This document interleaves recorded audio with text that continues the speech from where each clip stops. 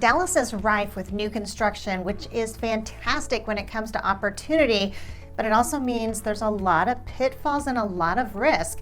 Like on the one hand, you have things that are just kind of brushed over, right? So it's more just like an act of omission. But on the other hand though, sometimes it's actual outright lies. Either way, there are things you need to know. All right, so like take supply for example. Like how many times have you heard that America and Texas and Dallas, they all have this supply shortage? Okay, let me tell it to you straight.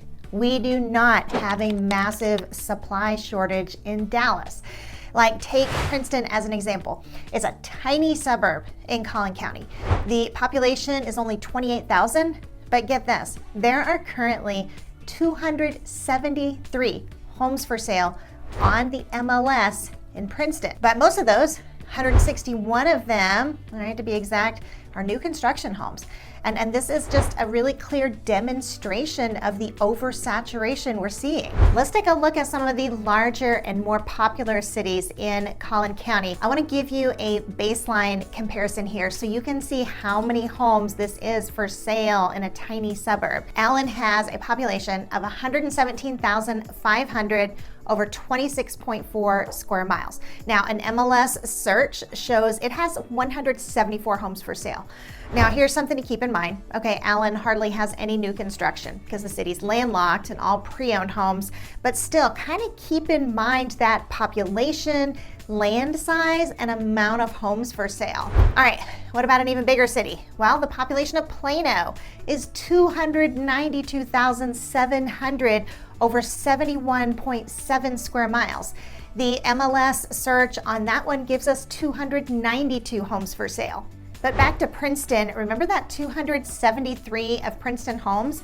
Okay, that's only what's on the MLS. So we know the MLS is showing 161 new construction homes in Princeton. But what I wanted to know is how many new construction homes there are from the builder websites. So I checked the builder websites for each and every one of the 161 new construction homes. I found 19 different new construction communities. So then I went to each of the builder websites, and of the 161 listed in Princeton on the MLS, you ready for this? There were actually 279 new construction homes for sale. So we've jumped from 161 on the MLS to 279 from the builder websites. I mean, that's almost the same amount of listings Plano has, with it being over 10 times as large, and that's just the new construction homes. So going back to our earlier comparison, we have Allen with 174 homes for sale, Plano with 292 homes for sale, and including the pre-owns plus all of the new construction, Princeton has 391 homes for sale. So again, we're talking about a city with a population of only 28,000 built on just 10.1 square miles. Now let's take that big picture for a minute. So far we've talked about 3 suburbs within the Dallas area, adding up to roughly like 850 homes. And that may not, sound like that much, but how many suburbs do we have here in Dallas? Well, according to H. David Ballinger, there are 117 Dallas suburbs.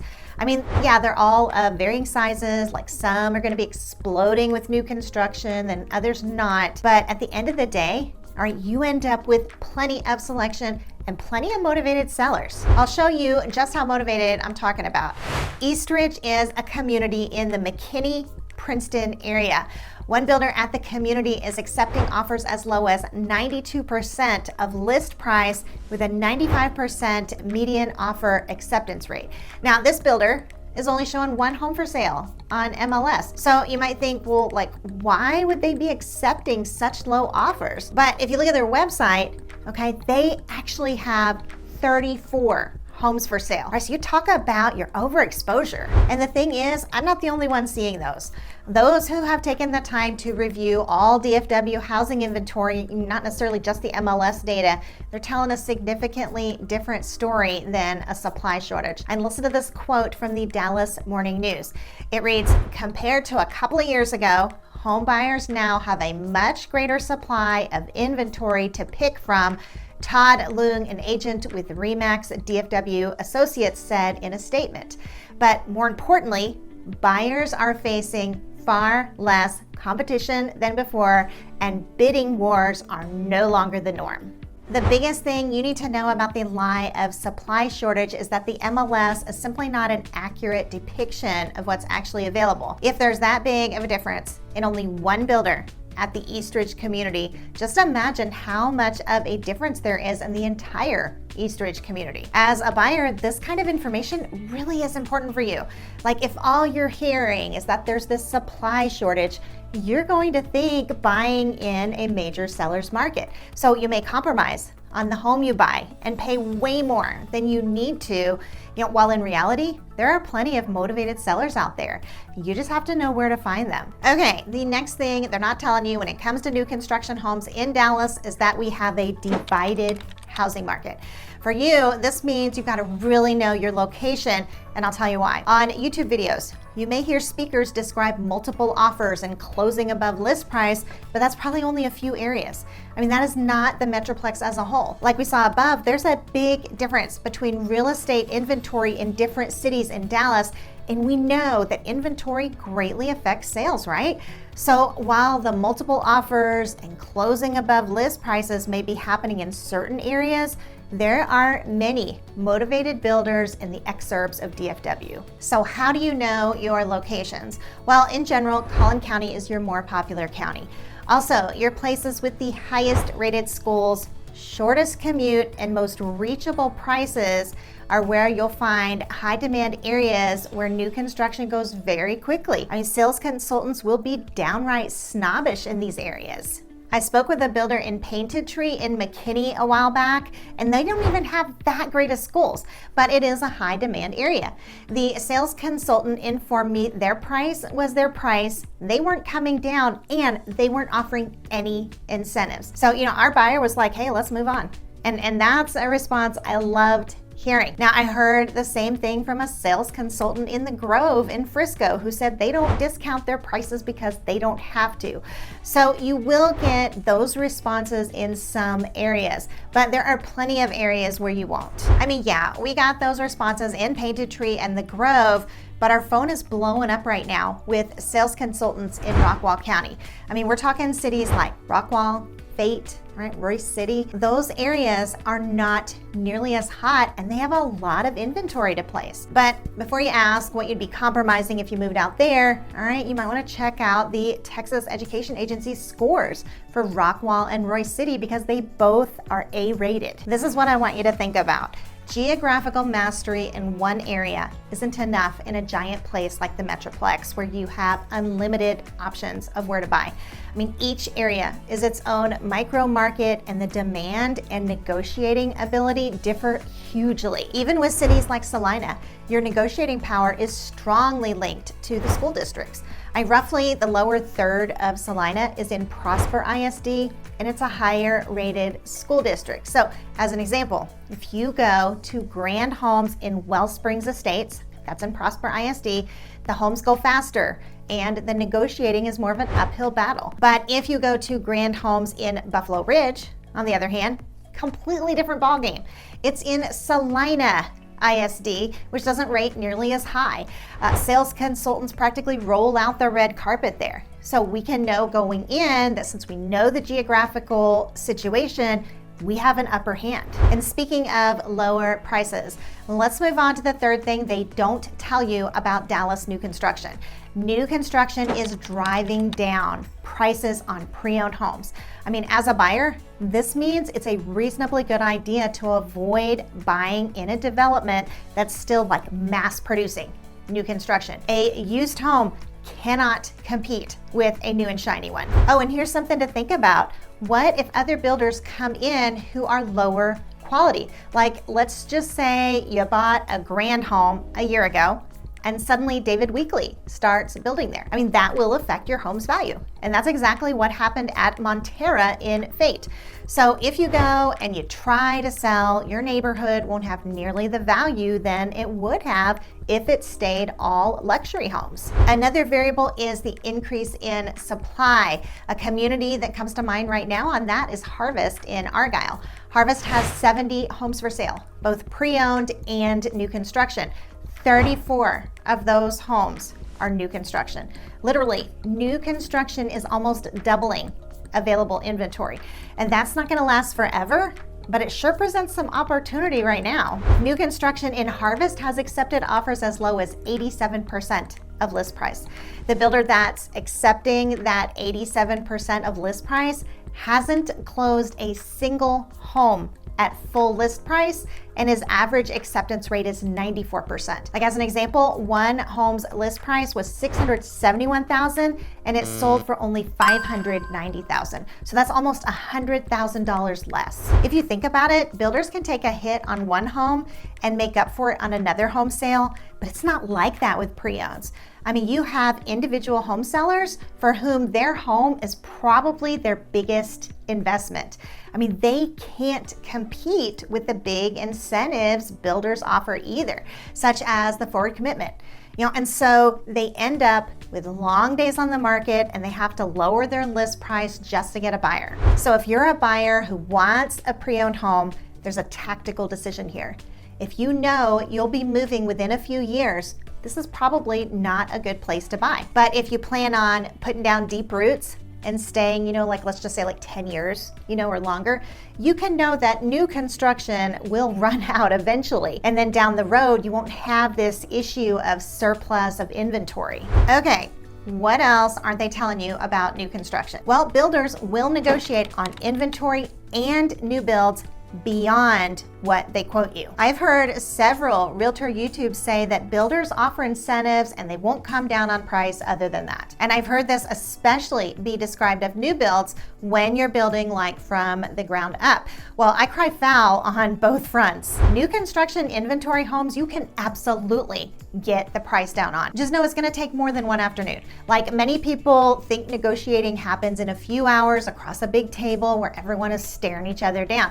But it isn't really like that because sales consultants aren't the deciders. They always have to call management and that can take a few days and sometimes more than a week. So really negotiating ends up looking like a lot of emails, texts, phone calls back and forth for several days. When it comes to signing a contract on new builds, there's something important you should know here. The buyer is getting something called equitable title. Now you essentially are buying a house at today's prices that won't be yours until next year, or at the very least like 6 months from now. Builders know this. So to a degree, they feel like they're already giving you a good deal. You get tomorrow's home value at today's prices. That being said, a motivated home builder will still come down on new builds as well. Like we once had a new build, we were negotiating in Rockwall and the sales consultant kept texting me with reductions without me even asking for them. Here are some things you can ask for. A discount on the lot price, which lowers the total price. An increase in the structural or design allowance, an increase in what they'll pay towards closing. Now, why might a realtor tell you the prices can't be negotiated? Well, if you think about it, it's easier for a realtor to create a streamlined process where you hear about the builder's incentives, the realtor tells you it's a good deal that you don't want to miss out on, and to sign the contract and pay the deposit ASAP. Speaking of realtors, new construction makes it easy to accidentally hire an absentee realtor, but it's super important that you don't. So let's talk about that. Now, consider model home tours for a minute. A realtor doesn't actually have to have knowledge about the home or the area to create a tour. Like all it requires is a script, a teleprompter, and a good videographer. So picture like you'll hear, this massive living area opens to an expansive kitchen with raised cabinets and stainless steel appliances. Well, that sounds really good. but it doesn't really tell you anything about what it'll be like to work with that agent. And even if they can tell you a ton about the house and the area, that doesn't tell you anything about their ability to handle a real estate sale. And the fact they can walk through $1 million home with professional video is impressive, but keep in mind what it does and doesn't do. A good YouTuber may be good at marketing, but that doesn't mean they're good at being a realtor. And your risk here is that they may not show up. The fact that new construction makes it easier than ever to be an absentee realtor is drawing in a ton of those kinds of realtors to the new construction game. And after all, you as the buyer can view the model homes on your own. The sales consultant prepares the contract, not the realtor. The sales consultant makes it seem like you're getting a great deal with incentives and closing cost assistance. So you view the home, your absentee realtor tells you to sign the contract and pay the deposit. They don't negotiate for you, and they don't review the contract with you. Meanwhile, you don't realize you could have gotten a much better deal, and you could be totally unaware of all the predatory terms within the contract you just signed. I have heard some people say you don't need a realtor with new construction because buyers agents with new construction don't do anything anyway. Well, I think that's sad if it's true, because here are just a few things that can go wrong in a new construction transaction. Predatory contracts, price reduction schemes, overcharging for the home because you didn't have any negotiation, appraisal shortages on which you will have to make up the entire difference, overcharging for the loan, failing to meet the deadlines, buying in a bad location. And what do I mean by that? Well, if you go in and you buy $1 million home in a neighborhood with all $300,000 homes, that's not a great setup for you. Another example of buying in a bad location is like commercial development being built nearby. Okay, what if like a giant Walmart is built right behind your home? Okay, so those are things that you risk without a realtor helping you. Another one is the escalation and convenience clauses. At the end of the day, this is not a short list. So regardless of what city or state you're in, here's what you need to do, and this is not difficult. Have a consultation type interview before you decide to work with a realtor. Put some formality into it, such as a Google Meet, as opposed to a casual phone call where you're asking about the model home that you just watched the YouTube video of. Request a list of services they provide. If they don't have one, ask them to make one. Then have them review it with you. And what you're after here is making an objective decision. And let me tell you, there are some amazing realtors in the YouTube sphere. I mean, we're talking some of the best. You just need to give them the chance to show you that. Otherwise, here's what happens. You watch a video with a model home tour. It's beautiful, and the floor plan is 100% what you're looking for in a house. So you call the realtor, knowing nothing about that realtor other than the fact that they made a video about a model home. New construction is what makes it easy to do that, having all this access to luxury model homes. So again, regardless of what city or state you're buying in, start with a list of services and then ask a lot of questions. Think about how when you look at a model home, it is designed for you to fall in love with it. It's beautifully staged. And when you're walking in your mind, you know that. And you know you shouldn't make an emotional decision due to the staging. You know, you try to see past that. Well, model home tours are the same thing. They're just tours of those model homes. So you have to be just as careful not to let your emotions take over from watching the video. Make the process objective instead of based on the emotion that a model home tour can create when a home really resonates with you. If you're looking for an example of what services you should expect, I can tell you a little bit about what ours has. We break our services down into 3 buckets, okay? Those buckets are acquiring, negotiation, and contract to close. And then we have like specific services, like a whole list of them that we provide within each phase. Chances are that you have found a terrific realtor. Just take a few extra steps to make sure. You don't have whatever realtor you're interviewing provide their list. And you're welcome to use our list as a comparison and then hold them to it. Like I always tell our buyers, they should go into working with us with expectations. And then, I walk through, I spell out exactly what they are. Speaking of which, if we sound like the right person for the job, you'll definitely want to check out our Let's Find Home questionnaire that you can find in the description section. Next up, they're not telling you that home builder contracts do not represent your best interests. And boy, I could go on and on about this one.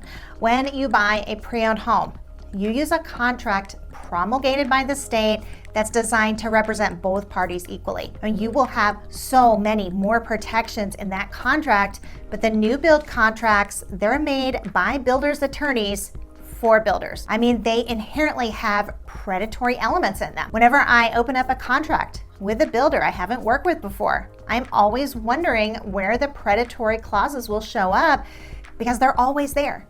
Attorneys draft these contracts to represent their clients, and guess what? You are not their client. The builder is. Now, this whole issue of predatory contracts is so huge and so serious that I made an entire video about it that you can watch right here. In the meantime, Wendy out.